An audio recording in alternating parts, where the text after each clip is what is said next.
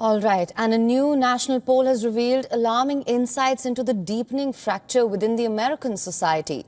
As political violence continues to surge, the findings point to a nation gripped by fear, frustration, and a growing sense that democracy itself may be at risk. The poll reveals that 63% Americans believe the tone and nature of political discourse today does a lot to encourage violence. Another 31% say it contributes little. It shows that almost most Americans are alarmed by the toxic language and partisan rhetoric dominating the political landscape. The survey also paints a portrait of a nation deeply uneasy about its future. What's even more alarming is the breakdown of the nation's mood. The survey shows that 79% of Americans believe the country has become less tolerant of differing viewpoints in just the past 2 decades. The deepening polarization is felt most acutely across political lines, with 71% of the respondents agreeing that American society is broken.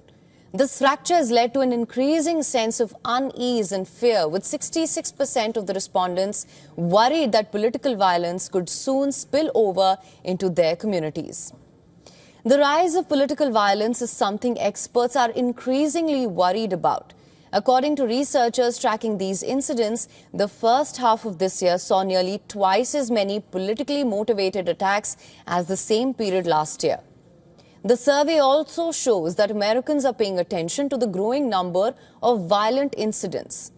While 68% of the respondents had heard a lot about the killing of Charlie Kirk, only 26% were aware of the June killings of Democratic lawmakers Melissa Hortman and her husband.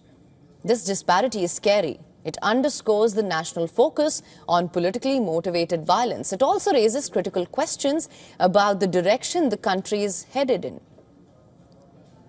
This imbalance in attention paints a troubling picture, one where certain incidents are amplified and others are largely ignored.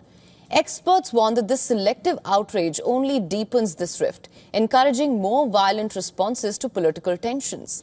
While this appears to point towards a cascading impact of political rhetoric on rising violence, President Trump, who survived 2 assassination attempts last year, has used the killing of ally Charlie Kirk to launch attacks on his political rivals. Trump said, and I'm quoting, "We have radical left lunatics out there, and we just have to beat the hell out of them."